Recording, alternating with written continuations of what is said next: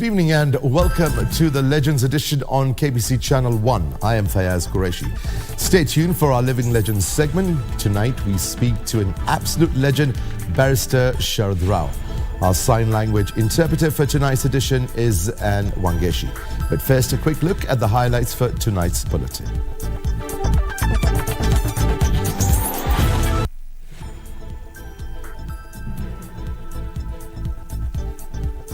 There is no constitutional provision for anybody to collect signatures against a sitting president. An exercise in futility. Deputy President Rigathi Gachagua dismisses the 10 million signature collection drive by the opposition. The tear gas affair. Activists dispersed by police as they sought the release of detained protesters at Nairobi's Central Police Station. And World Athletics Championship, 57 athletes selected to represent Kenya in Budapest.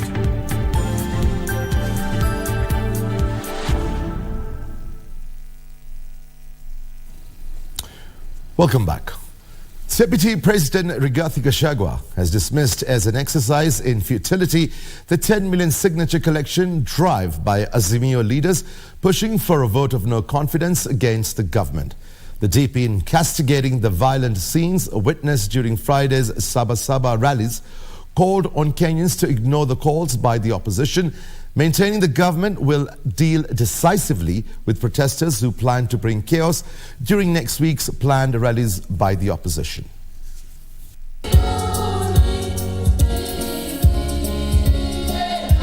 Deputy President Rigathi Gachagua was in his Nyeri backyard on Saturday, where he slammed the opposition over the violent protests in parts of the country and the launch of signature collection drive aimed at declaring a vote of no confidence against the president. Raila Odinga was somebody's project, and it failed miserably. Even those demonstrations, they have been planned and financed by the project owners. We want to ask them. They are saying that they can remove President William Ruto from office. They were unable to stop him from becoming president when they had power, the system, and the deep state. How do they intend to go about it when they are outside there in the wilderness? How can they stop him?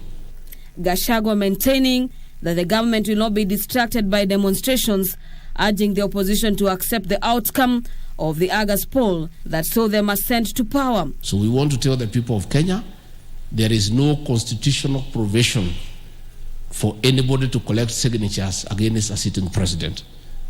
They are just wasting their time. And we want to urge our president to stay focused, to continue doing the right thing, to continue on the journey for economic prosperity and the empowerment of our people.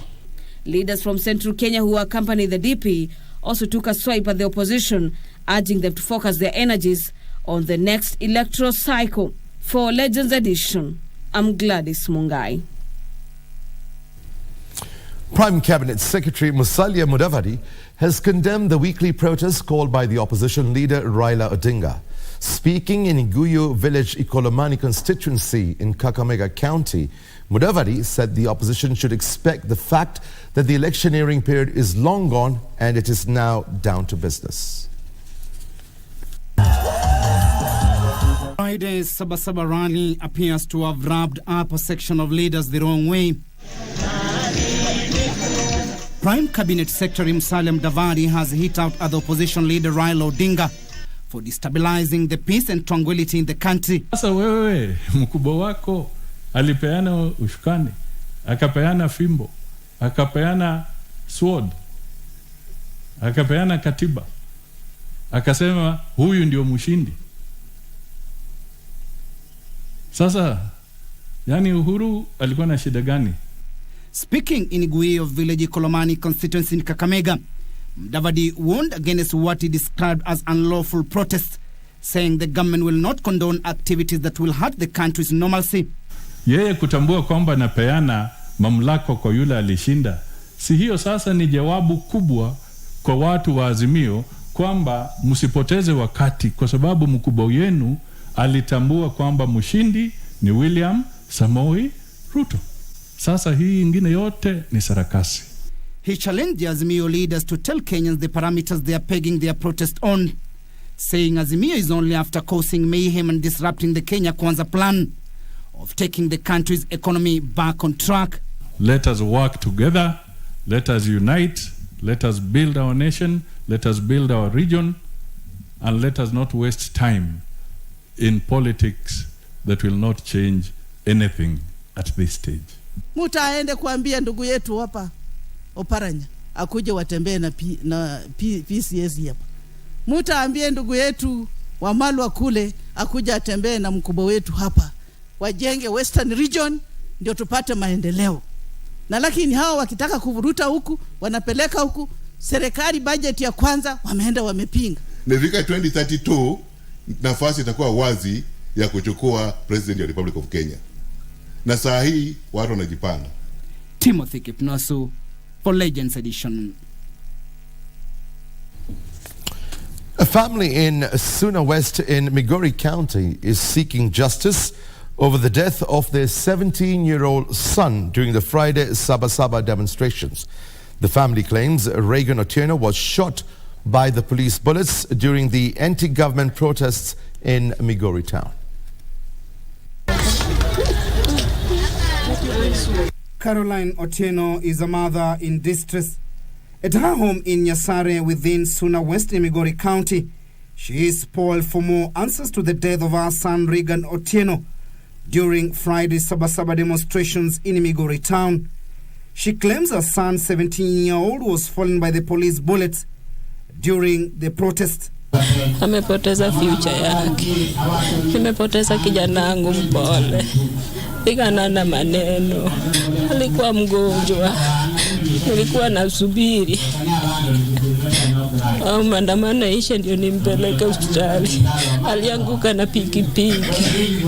The mother said she received news of her son's death from her peers. She quickly rushed to Migori County Referral Hospital, where he had been taken for treatment only to receive the sad news of his death. She was, however, barred by an angry mob from seeing the body. Alikuwa anavaa join Kisii University mwezi wa 9 na kwa bahati mbaya ameaga. Mtoto amekuwa akifundisha wakazi ya yani vijana au watoto wadogo, alikuwa anawafundisha njia ya kumjua Yesu. Amepitia mengi kwenye hiyo idara aliyochukuliwa na kanisa. Amekuwa kiongozi wao, mwalimu wao, yani mpendwa sana kwa watoto wadogo. She however managed to trace him to a private morgue within the county. Otieno, full of emotions while narrating her son's fate, said Reagan was to join college in September this year. She now wants the law to take its course on the killers of her son. A scuffle ensued at the Central Police Station in Nairobi as activists demanded the release of 75 people arrested during yesterday's Sabasaba demonstrations in the capital. Police were forced to lob tear gas to disperse the activists. Among those dispersed was former Chief Justice Dr. Willie Mutunga, and our reporter Abdi Aziz Hashim has the details of the drama.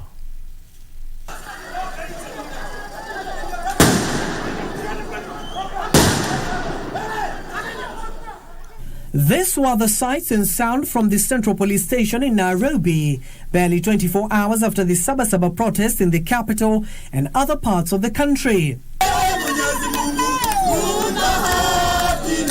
It was a dash to safety for human rights activists who had convened at the station to demand the release of 75 protesters arrested during the Friday demonstrations. Former Chief Justice Dr. David Mutunga and Kenya Human Rights Commissioner Deputy Director Davis Malombe met with the officer commanding the station, Moses Mutai. However, their efforts to secure the release of the 75 people did not bear fruit, with police confirming they will be arraigned in court on Monday. In a police station. The OCS urged them to leave the precincts of the station.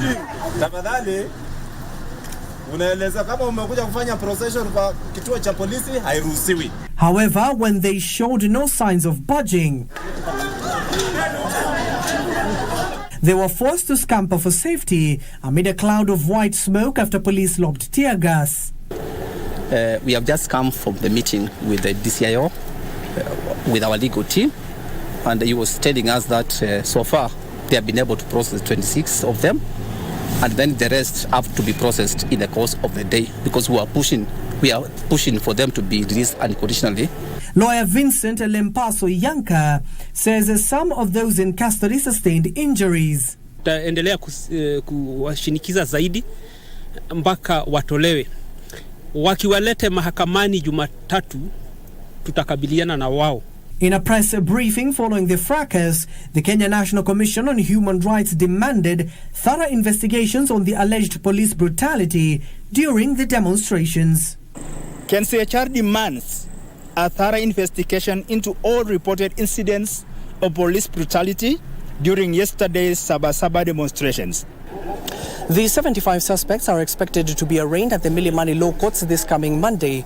This comes as the Azimio leader Raila Amolo Odinga is calling on his supporters to show up on Wednesday to continue on what they started, calling it a liberation of the country. Abdiaziz Hashim, Legends Edition. Kenya and Congo, Brazzaville, have agreed to abolish visa restrictions alongside the signing of a comprehensive bilateral agreement to unlock trade opportunities between the two countries. President William Ruto said the ties with the Republic of Congo will provide a unique opportunity to reinvigorate bilateral relations and reaffirm steadfast commitment to multilateralism and unwavering unity of purpose.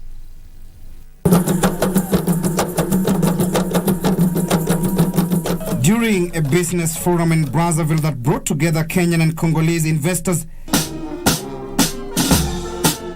the head of state called on entrepreneurs to take advantage of the closed Kenya-Congo ties to expand trade volume that will spur growth and broaden economic opportunities for the people. Very happy this morning. Alors je suis très heureux ce matin that we are having a meeting que nous sommes en train de tenir une réunion a very important sector d'un secteur très important and great partners et des bons partenaires of governments. Des gouvernements.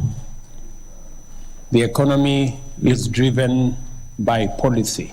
L'économie est conduite par les politiques. But the real players are the private sector. At the Palace Tepilian in Brazzaville, President William Ruto and his counterpart held a bilateral meeting that saw various agreements and MOUs signed.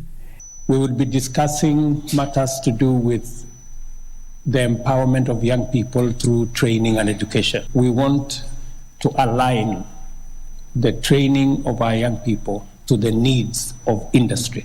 President William Ruto said Kenya and Congo have agreed to abolish visa restrictions in order to ease the movement of people and goods. The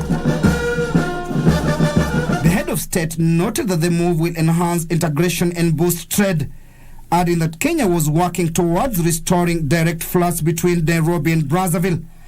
The 18 agreements signed include partnerships in trade and investment, energy, ICT, transport, security, education, tourism, culture, agriculture, as well as the blue economy.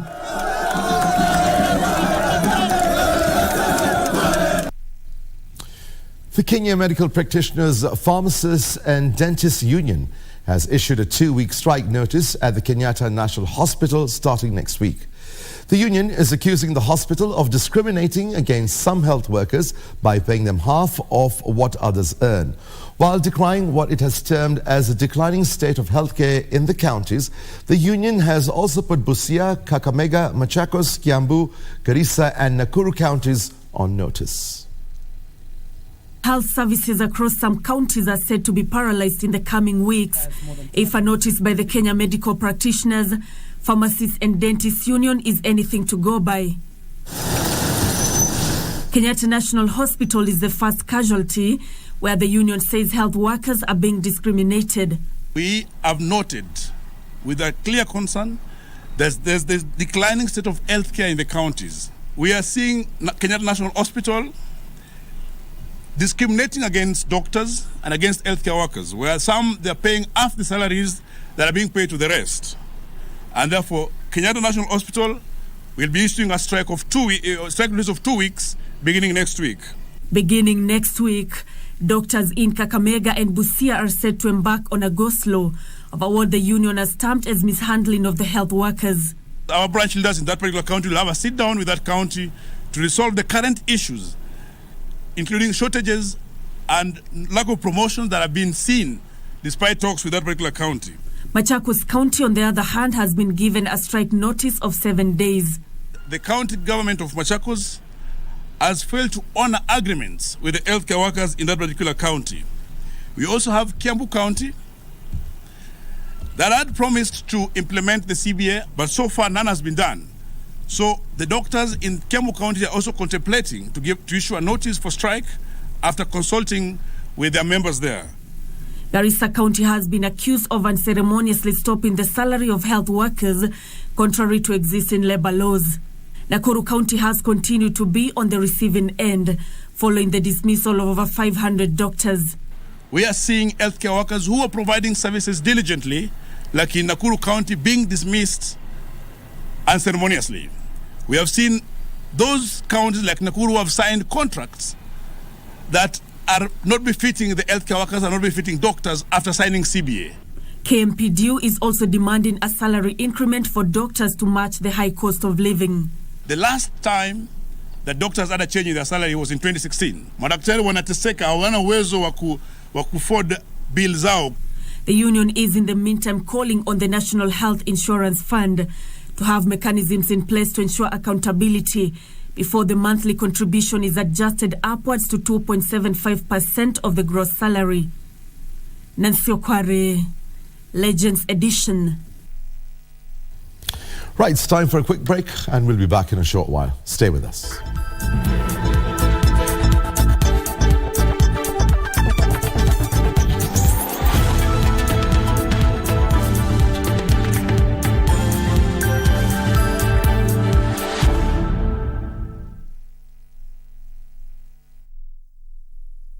Mamlaka ya ukusanyaji ushuru nchini KRA kwa ushirikiano na KBC inawaalika mjumuike nasi katika bonge la roadshow itakayofanyika Nairobi County.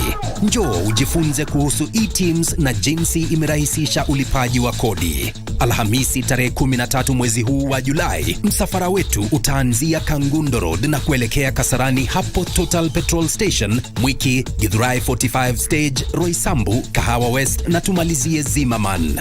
Ijumaa tarehe 14 tutakuwa maeneo ya Juja Road na Outer Ring Road. Pale maafisa wa KRA watakuwa na mobile offices hapo Pumwani, mtaa wa Khalif Isli, Majengo, Kariobangi, Fedha, Pipeline, Kayole na tumalizie Dandora. Na siku ya Jumamosi tarehe 15 msafara wetu utatembelea maeneo ya Kangemi, Mountain View Mall, Udhiru, Dagoretti, Satellite, Nairobi West, South B, South C, Ngong Road, Kibra, Karen, Ngong na tumalizie huko Rongai. Kutakuwa na burudani, vichekesho na zawadi kem za kushindaniwa. Jitokeze ujifunze mengi kuhusu e-teams na masuala mengine yanayohusika na KRA. KRA, tulipe ushuru, tujitegemee. They are deadly, venomous, predators that strike their prey with precision. The sight of these reptiles triggers a natural instinct to flee or strike. This is how you can tame a snake. But for Raphael Edapao, the sight of snakes evokes a different emotion. This is a juvenile python. Join Sheila Kayaro Yogo this Sunday and Monday, the 9th and 10th of July at 9 p.m. for My Day with the Snake Man, only on KBC Channel 1. Look at you. You've been disloyal and dishonest. To me and to poor Vicente, who is devastated right now. So you were the one who gave him those keys? Yes. You were the one who killed Forero. How is Alonso doing? Please tell us. He just had some minor complications, but he overcame it. The good part is that he reacted. Olegario. Las Bandidas.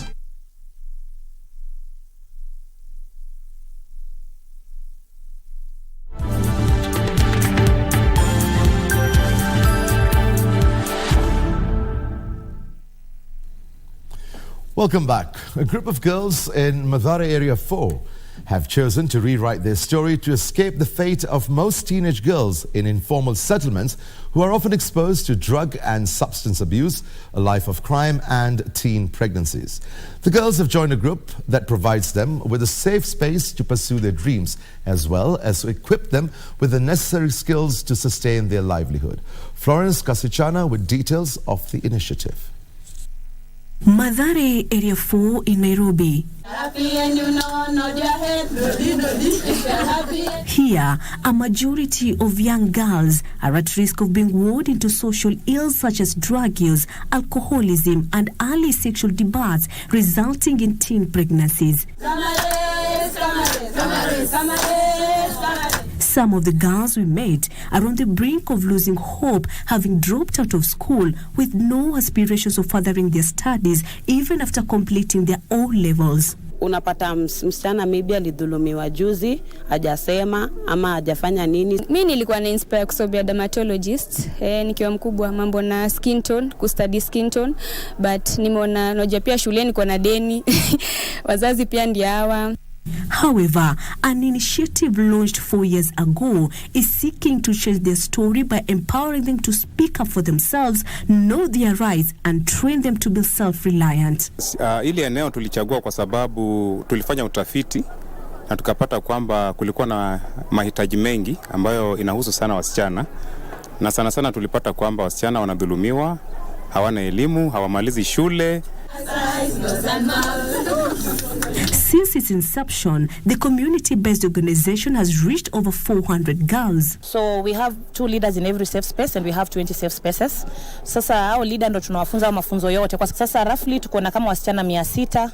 Lakini lengo letu ni kufikia wasichana zaidi. However, they have encountered a myriad of challenges, the most prevalent being most parents are opposed to their children joining the initiative. Maybe msichana amekuja akasema mzazi wake hataki kumwacha akuje. Mimi maybe na leader wa hiyo club yao tunaenda pamoja tunaongelesha mzazi. In order to make the initiative a success, they've been working closely with local administrators to rehabilitate some of the girls and assist them in rewriting their story from that of doom and gloom to that of girls who are blooming and hopeful of a better tomorrow. Sasa hapo unajua vile wamekuwa empowered, hawezi nyamaza. Sasa zile wameongea, tunajua hapa kuna shida na tunashughulikia hiyo shida. But you see, before that hata wangeongea, hata ungejua ni nini inafanyika. We try to create awareness to the youth and the community at large, and also in collaboration with the chief's office, they still identify where the illicit brew and is being sold, and even try to close down the areas, kumwaga changa and all that. In an environment where they face disappointment and agony, these young girls and women still find something to smile about by joining different space groups. Reporting for KBC Channel 1, I am Kasichana Masha. The Chinese government says it will enhance its bilateral programs with the Kenya government for the benefit of the two countries. In particular, the Chinese government says it will put more emphasis in the education sector through which citizens of both countries can benefit from exchange programs. Pauline Nasimiu reports. The Chinese embassy organized a tour visit of over 50 Kenyan students who won the Chinese scholarship programs to a few of the Chinese projects in Kenya that includes the Global Trade Center Nairobi GTC and Standard Gauge Railway SGR. The embassy in Nairobi extended its support for Kenyan locals in ensuring that they are educated about the Chinese language and culture in the pursuit of various other fields of study. According to the beneficiaries, the Kenya-China relationship has contributed immensely in shaping their careers. Scholarship is not something easy to get. And if you want to go study and then pay for yourself, then the school fees is quite, expensive. Some of us may not be able to cater for that. But now the Chinese government has come and then they are sponsoring us, so we are grateful for that sponsorship. We as Kenyans, we will acquire more skills that will help us to progress in future as they have done a bit for us. They added that the tour has helped them gain more understanding of the relation between the two countries. So just to have our local, Kenyans seeing some of these projects and even acclimatizing, to some of the Chinese culture. This is going to be good, so that when they go to China, then they not have that culture shock. A lot of the technology that we need to borrow from there, the dispatch here is very fantastic. So that technology also need to exploit it in the dispatch area too. Through a tour organized by Chinese Embassy, the Kenyan students who got Chinese government scholarship got an opportunity to get a better understanding of the Kenya-China relation and cooperation. Pauline Azimio for Channel 1 News, Nairobi. The wildlife conservation corridor connecting the Eburu Forest to Lake Naivasha is yet to commence following delays caused by financial constraints and barriers in accessing privately owned land. The construction of the corridor was to begin in 2016.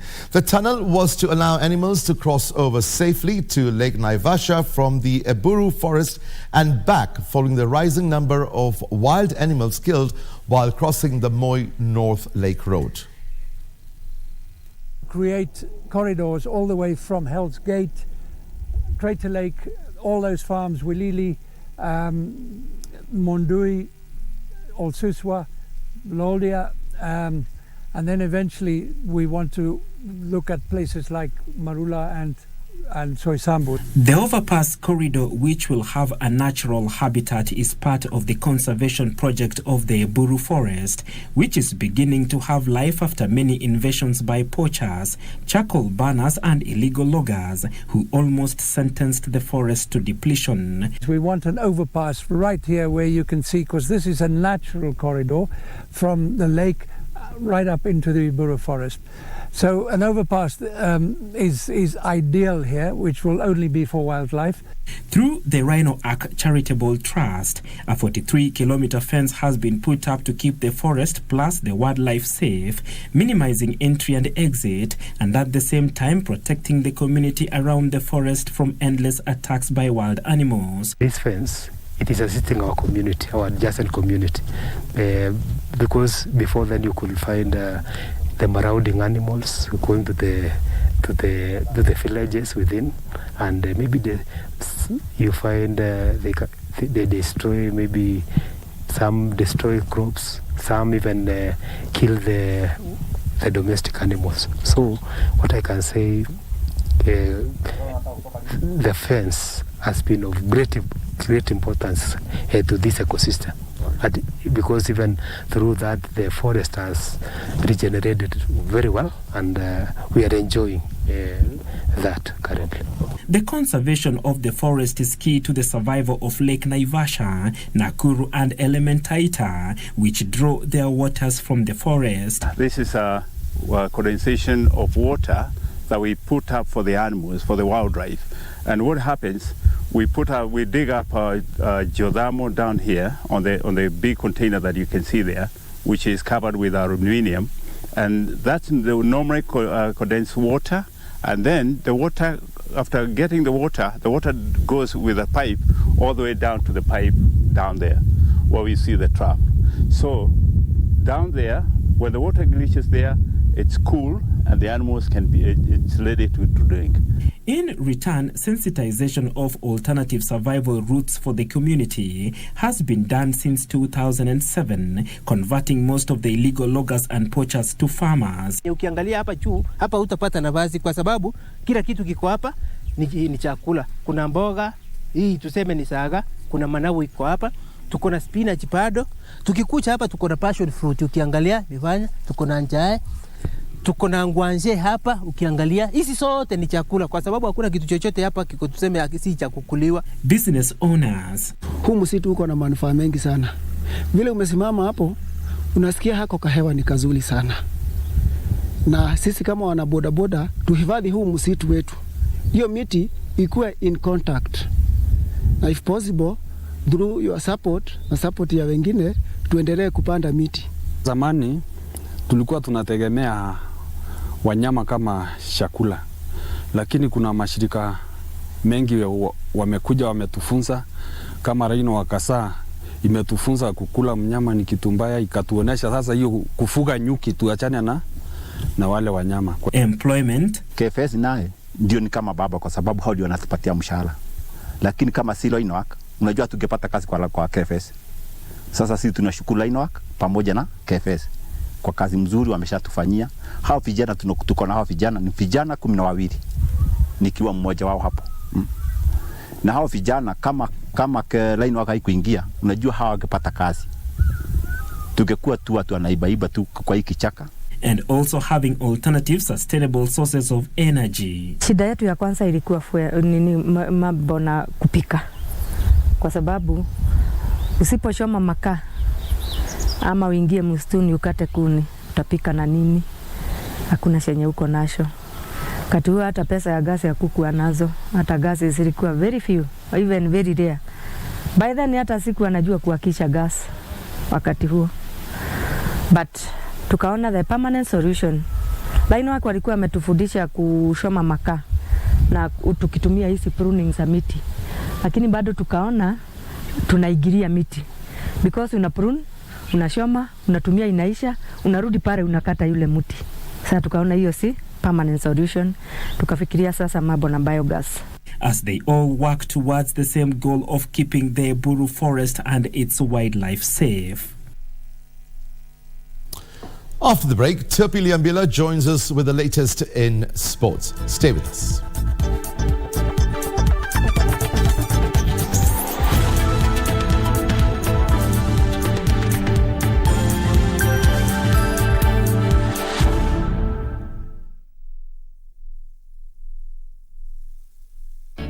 Cheza Loto Moto. Sasa unaweza jishindia instantly na Loto Moto. Dial *570 hash. Wakati wowote, siku yoyote ya wiki na mahali popote. Dial *570 hash. Kisha chagua moja kati ya games za Loto Moto. Weka stake zako 50 shillings, 300, 500, 2,000 shillings. The bigger your stake, the greater or the bigger your prizes. Cheza mara kadhaa na kumbuka, cheza responsibly. 18 years and above. Cheza Loto Moto. Kiswahili kitukuzwe. Ubunifu wa kukariri na kughani mashairi. Enyi wema wanafunzi, nawapa jema shauri. Kukimbilia mapenzi shuleni ni hatari. Mgonjwa hupata tiba, mdaku hupata nini? Hawa wanafunzi ni madijitali. Tamakenzi anatuhumia wafuasi wake kufunga kwa muda mrefu kiasi cha wao kukonda na kungonda kimbaumbao mwiko wa pilao. Ni mnoma, siku moja nitakuhelp. Hata mimi. Tunapata maudhui ya utu kwa kuwa Umu anamsaidia hazina. Ni vyema pia tunapochambua vile vitabu ukapata mifano zaidi ya moja. Matarajio yetu ya kufaidika kutokana na hazina hii yanaenda tenge na kusababisha hali ya uchumi kupanda. Kiswahili kitukuzwe. Discover the struggles of deaf people as they navigate the healthcare system, where communication barrier often leaves them feeling unheard and misunderstood. So even how to direct this deaf person can become a challenge, because there are benches they could sit down, maybe a number is given and they call out the numbers when someone is inside a room. When I became deaf, my world got finished. I thought that way because I was young and I had a lot of vision. Make sure you tune in this Sunday at 6 p.m. only on KBC Channel 1.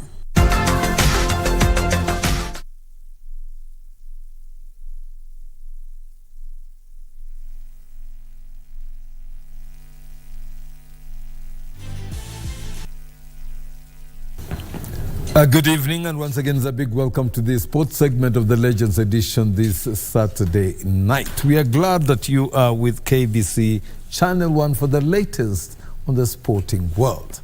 Now, the Africa 100-meter record holder Ferdinand Omanyala 1500-meter world champion Faith Kipyegon, and world 3000-meter steeplechase record holder Beatrice Chepkoech were among a star-studded lineup of 57 athletes named today by Athletics Kenya ahead of the World Athletics Championships set to be held in Budapest, Hungary next month. Team Kenya will be coached by veteran tactician Julius Kirwa. Let's have a look at some of the highlights today.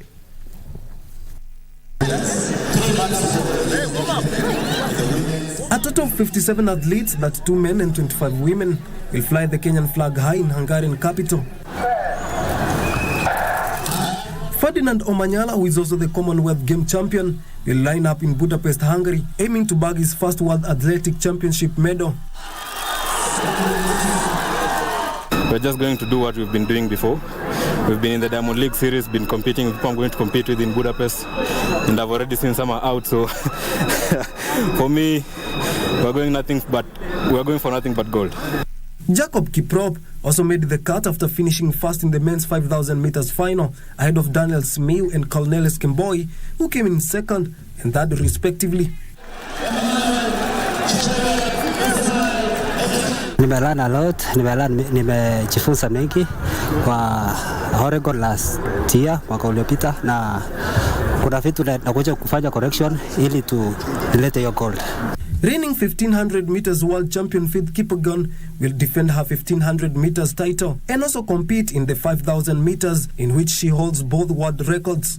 Timothy Cheriot won the men's 1500 meters final to qualify for global showpiece, while Nelly Chipchirchir also qualified after winning the women's 1500 meters final. I win the trial, so my focus now is to train well, and I hope when I'm in Budapest, I will return back the medal. The Kenyan team will be coached by Julius Kirwa. As the national athletic trials come to an end, the selected team will now have a chance to represent Kenya in the World Athletic Championship set to be held in Budapest, Hungary. For Legends Edition, I'm Kingori Mwangi. FC were crowned the 2022-2023 National Super League champions after beating Kisumu All Stars 2-0 in their last match of the season played at the Gusii Municipal Stadium. In another match, Murang'a Seal were held to a 2-2 draw by Gusii FC at the Wendo Green Stadium. Only 2 points separated Shabana FC and Murang'a Seal coming into the final matches of the National Super League season. Shabana, who had already earned promotion to the Football Kenya Federation League, needed a win of any kind to be assured of the title. Nehemiah Unchiri scored both goals in the second half to hand Shabana the title as they return to the Premier League in resounding style. The Sami Okoth men finished the season with 73 points from 23 wins, 4 draws and 5 losses. In other matches, Murang'a Seal was held to a 2-2 draw by Gusii FC at Wendo Green Stadium, while Migori Youth earned 3 points after MCF FC failed to honor the encounter at Migori Green Stadium. Sasa ni pepo tatu hawajakuja. Mimi nimekaa kwa ground. Kila kitu imekuwa, marefari wamekuwa, check up imefanyika. So kama game iko on, point tatu ndapewa point tatu hawajakuja. Ndio ile mwaka tulikuwa tunategea kuingia KPL. Hope mafansi wetu wa Migori watakuwa na hiyo opportunity sasa ya kuona Gor Mahia hapa, kuona FC hapa, Tusker, wote watakuja kuziona hapa. For Legends Edition, I am Faith Akinyi. The 8th edition of the Standard Chartered Nairobi Marathon will be held on the 29th October at the Uhuru Gardens in Nairobi. The announcement was made today following the official launch of the marathon held in Nairobi. Let's take a look. Speaking during the launch of the Standard Chartered Nairobi Marathon, Athletics Kenya President Jackson Tuwait said he is ready to work closely with the marathon organizers to ensure they nurture upcoming Kenyan athletes from different counties. We are looking at some of the improvements that we need to put in place so that the athletes and everybody else can enjoy the marathon.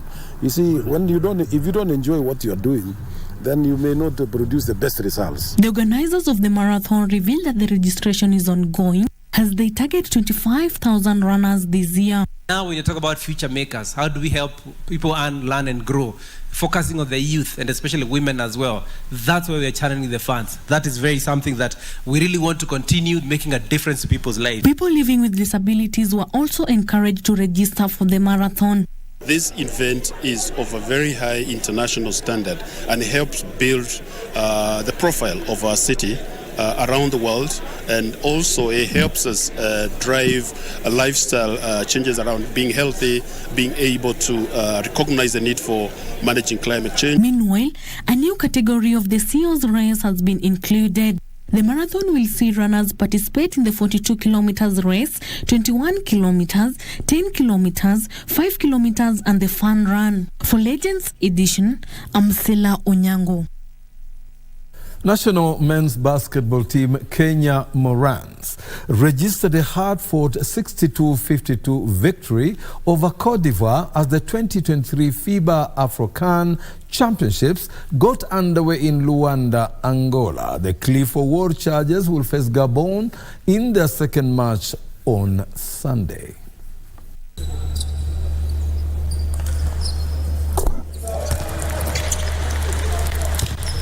Led by towering center player Bushwa Mukota, Eugene Adera, Derek Ogechi, and Fidel Okoth, Kenya Morans won the first quarter 15-10.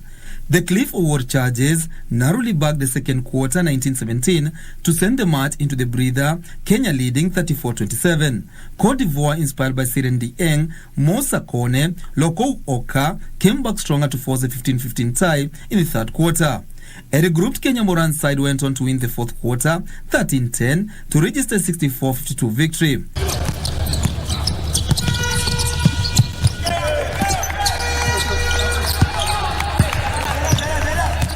Kenya are tipped favourites in this year's Continental Showpiece, aiming to go a step higher and win the championship, having lost narrowly to DRC in the finals of the last edition of Afro-CAN held in 2019. Morans are in Pool A alongside Gabon and Cote d'Ivoire.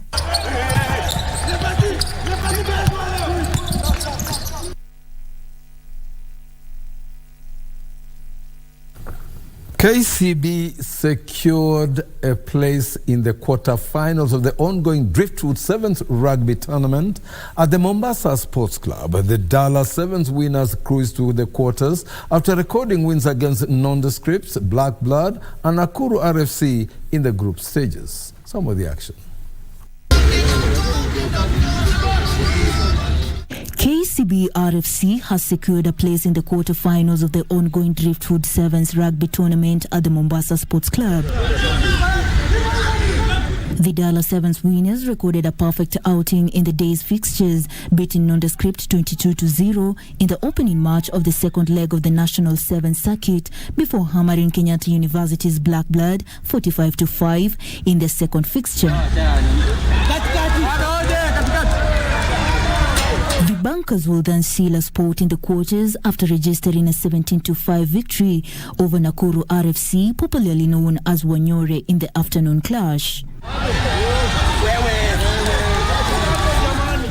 Newcomer Lionel Agility, who joined the Bunkers from Black Blood, was handed a start by his coach in the last match of the day and proved his class constantly, making quick passes with duo Samuel Asati and Brian Wahinya.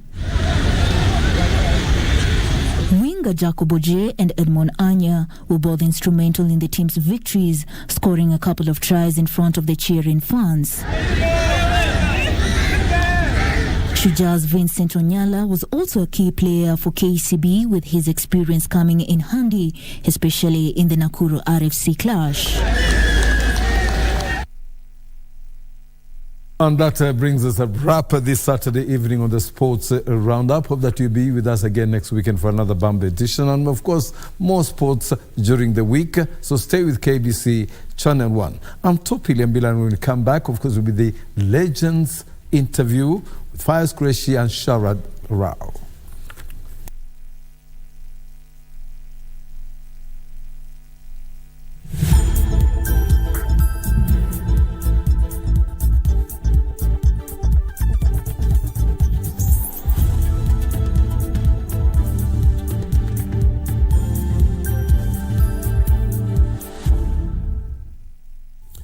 Hello and welcome to the Living Legends. My name is Fayyaz Qureishi. In this edition of the Living Legends, we speak to a man who has been a barrister for the last 60 years.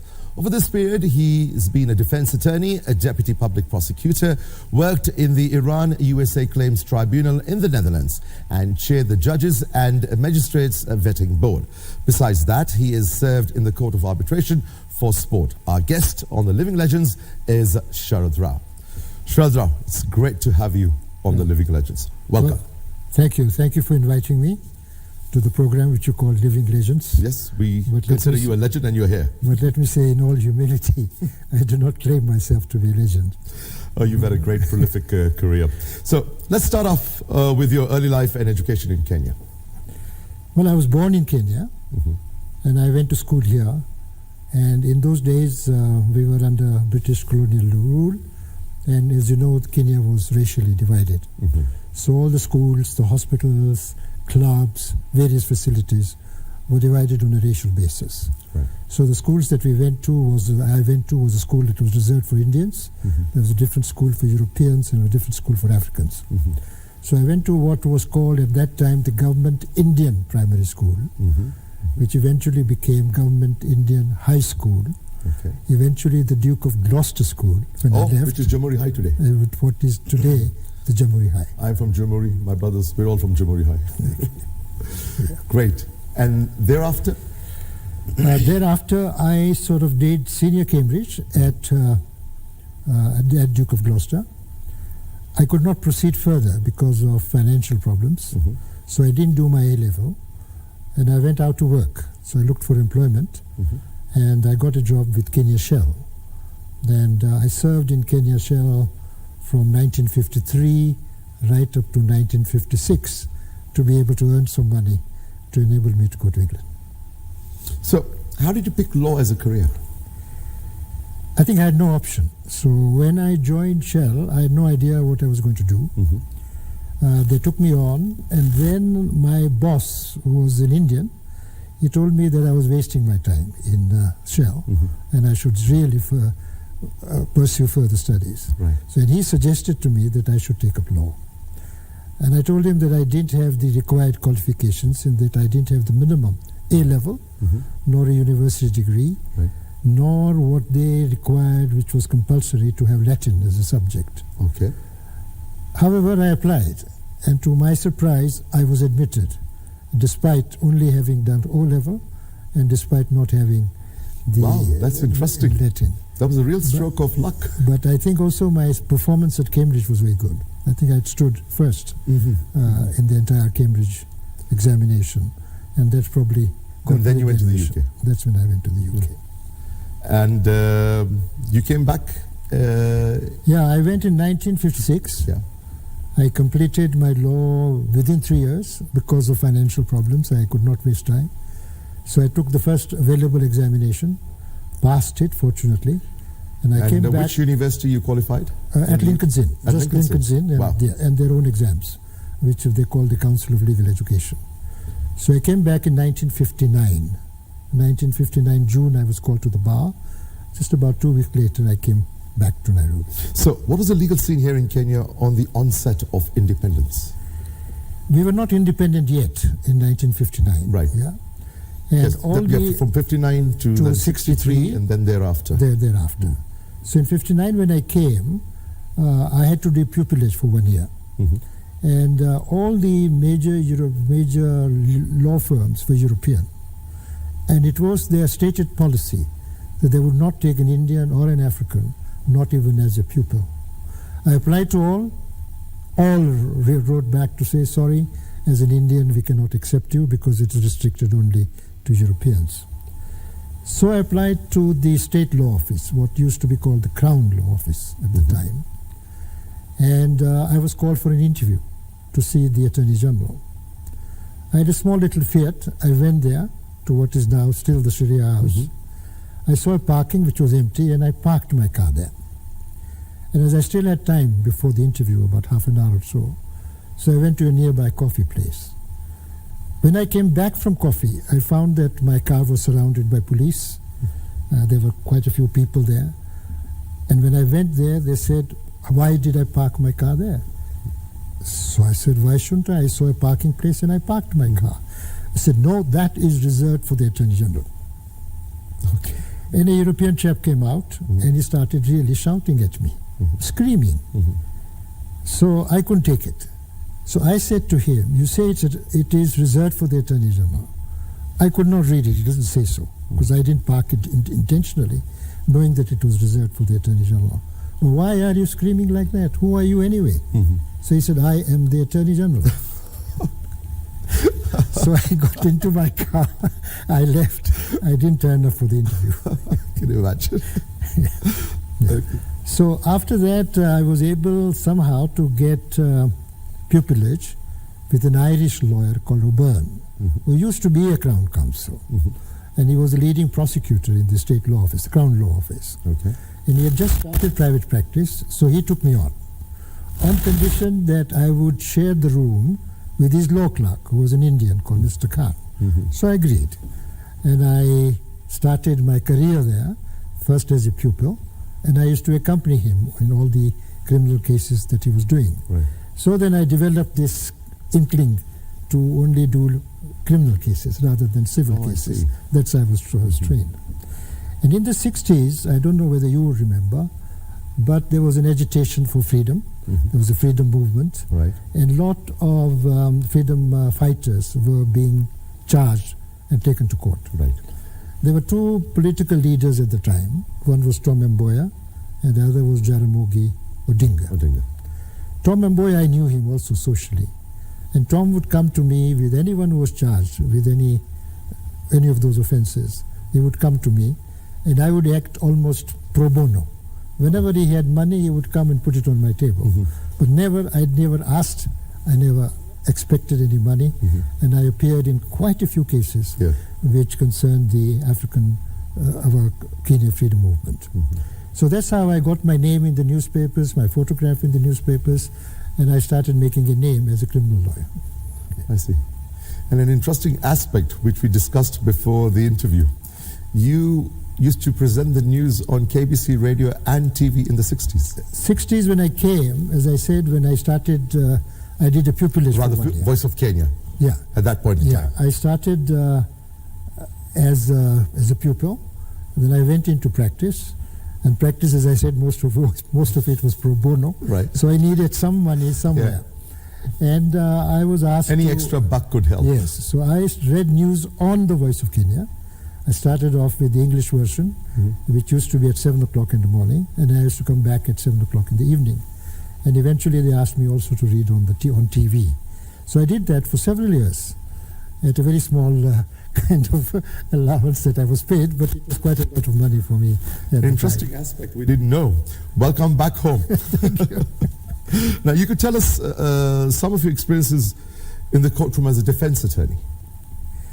I think the most famous case that I did as a defense attorney was a murder case in which an Indian called Pyarelal Basan had been charged for murder.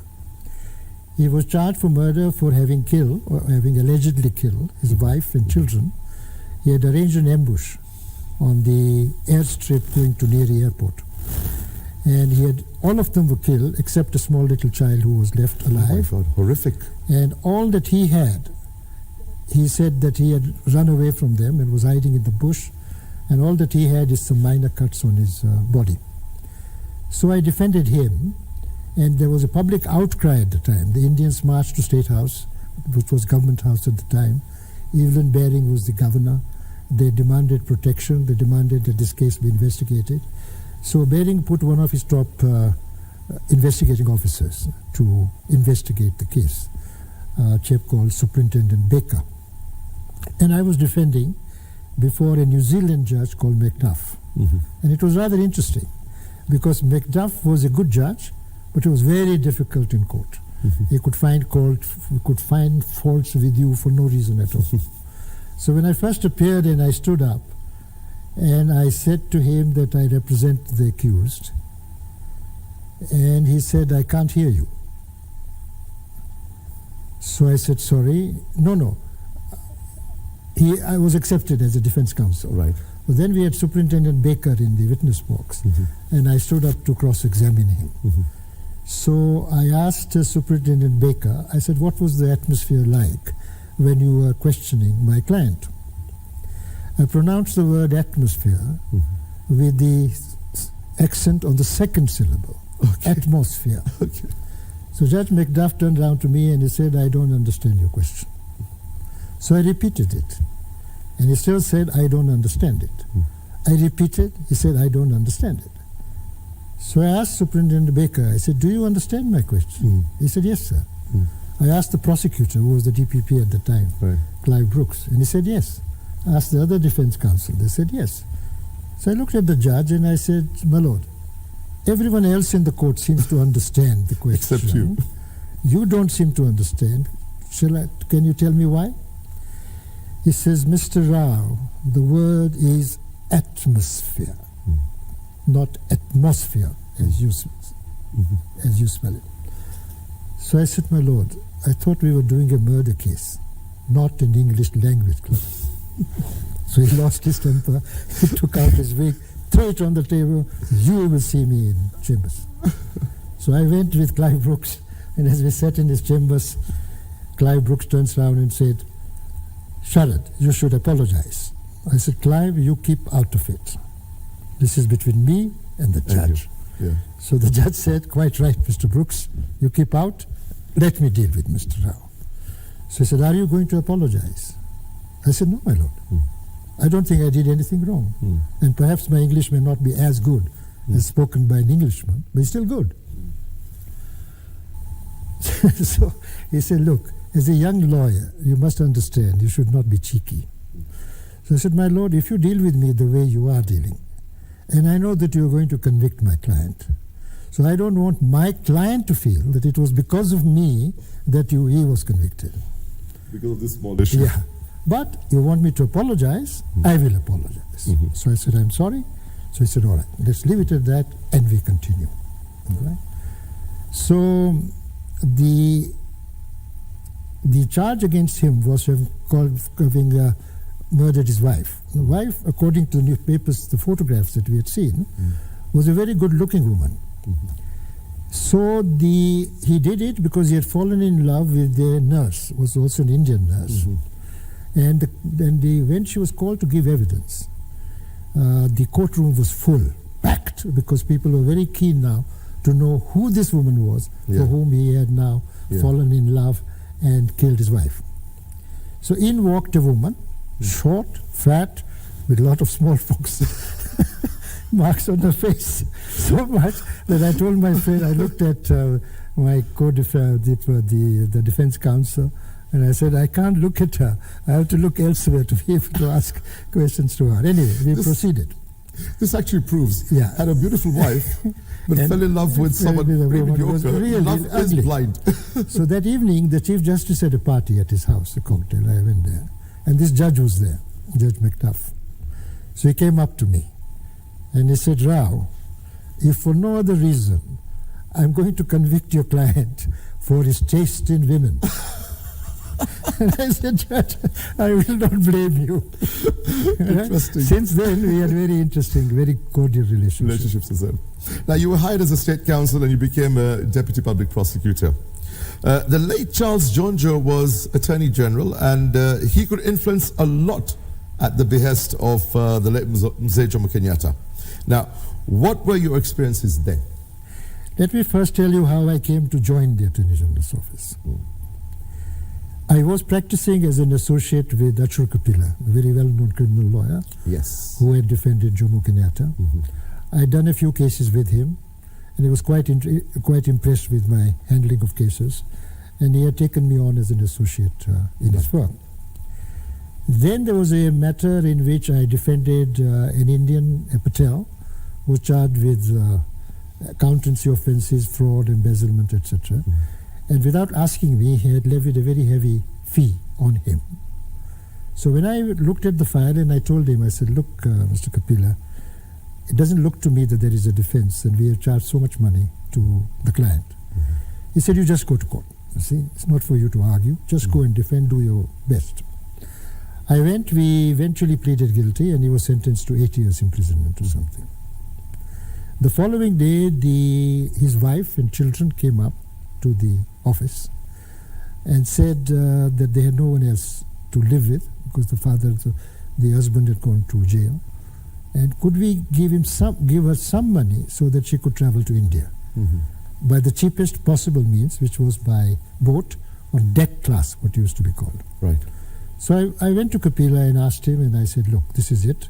We have charged them a lot of money. He didn't benefit. He's gone into jail for 8 years. So let's at least help this lady with the fare that she's asking for. And Kapila's answer to me was, we are not a charity. Answer is no.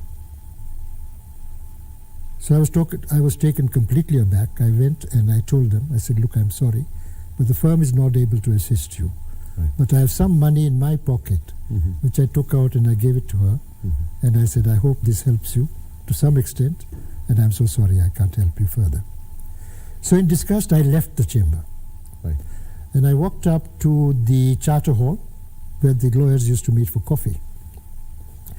There I found John Hobbs, who used to be the DPP at the time, with James Karugu, who was the senior state counsel in their office. Yeah. And so we had coffee together. Hobbs looked at me and said, Sharad, is something wrong? You don't look all right to me. So I related the story to him. And he said, what are you going to be doing next? So I said, frankly, John, I don't know. This has just happened. I've just walked out. I have to think. So he said, can we meet here tomorrow for coffee? Right. So the following day we met for coffee with him and Karugu. And he told me, he said, look, the state, Kenyatta, the President Kenyatta, was very keen to Africanize the position of DPP. And they have Karugu in mind, but Karugu does not have enough experience. Right. So what Jonjo has told me, that if you can get Rao as your assistant, as his assistant, right, then it could make up for his loss of experience, lack of experience. So on that basis, I joined the chambers. I see. All right, and I said I will not come as a state counsel, and I will not apply for the job. You got to invite me, and you got to create a position for me. So a position was created for the first time of assistant DPP, and that's how I joined the chambers. And your experiences with Charles Jonjo during your tenure? And no, Charles Jonjo was not popular with very many people, but I had great respect for him. Because one, he was extremely good as far as administration was concerned. Right. Very punctual, very strict about protocol, very strict about ethics. And also he had helped quite a few people. Anyone who was in problem, I mean, not only for cases, but a woman would come and say, my children are held up because they don't have school fees. He would call me in and he says, Rao, can you arrange for someone to pay their school fees? If someone was in hospital and was not being released because he had not paid the hospital fees, I would be asked to collect some money and get him released. So that kind of thing he used to do a lot. Eventually we had even started a heart foundation to assist children who could not afford. We were getting people from doctors from overseas who operated on them. So that's how I started in those chambers. And when I started, of course, President Kenyatta was president. And at that time, I was assistant DPP. And when Moi became president is when I was appointed the DPP. Right. So, what prompted your departure from the role as Deputy Public Prosecutor? I was DPP at the time. I was DPP at the time of the August 1982 attempted coup. Right. I had traveled with the president to India on his first official visit to India. When we went, and Jonjo was with us on the aircraft. Right. But downstairs on the ground, I saw Moi speaking to Gigi Kariuki, who used to be the interior minister. And they talked for a long time. When the president boarded the plane, I could see that the relationship between him and Jonjo was not as cordial as before. As what it used to be. So anyway, when we came back return to Kenya after our trip to India, Muthemba had been arrested. Muthemba was charged with treason, the first ever treason case that we had. Yes, I remember that. Now, he was a distant relative of Jonjo. So when we came back, and he had already been charged, and Karugu was then, he was then the Attorney General, and I was the DPP. Yeah. So I complained to him. I said, look, he has been charged without my knowledge. After I am supposed to know as DPP, and it is for me to authorize the prosecution. Right. So anyway, we had misunderstanding on that score. And he wanted him to be charged for treason. Right. And I said, whereas it was technically treason, I did not think it was serious enough to warrant the first ever treason trial. In Kenya. In Kenya. And the evidence was also not strong. So I suggested we take a plea of manslaughter or sedition or something, but not that treason. He didn't agree. This information reached the President Moy, and he summoned the two of us to State House. And he said, what is this I hear, that the two of you cannot agree on the charges? So I told him my reason. Karugu told his reason. And he said, look, as my two top legal advisors, it's not for me to advise you as to which charge you should prefer. Right. But whatever charge you prefer, I want a successful prosecution. Now, can you guarantee that?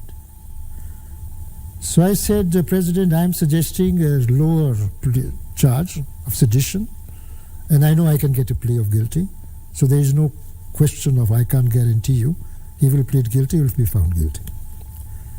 So he turned around to Karugu, and Karugu said, no, as far as I'm concerned, he has to be charged with treason. And Moy turned around to him and said, if you do not succeed, as Rao thinks that the case is not strong enough. And Karugu said, President, I guarantee that we will win. And he said, what if you don't win? He said, then I will resign. So I said, all right, on that basis you can proceed, but I want Rao to prosecute. So I was asked to prosecute, a case which I was reluctant to prosecute. We went to court, we lost. Right. And so... It must be quite a dilemma for you as a lawyer when you know, in terms of either a prosecutor or as a defense lawyer, when you feel that this is not right. Yes. It can be quite a dilemma, isn't it? Absolutely. And this was the first and the only case that I had lost in my career. That is the first of the two-part interview with Barrister Sharad Rao. He worked his way up to be the Deputy Public Prosecutor and quit after losing Kenya's first treason case. In the second part of this interview, he tells us about working in the Netherlands for the US-Iran Claims Tribunal, serving as chair of the Judges and Magistrates Vetting Board, plus his work in sports, in administration and judicial work. We bring this part next week. Thank you for watching. I am Fayyaz Qureishi.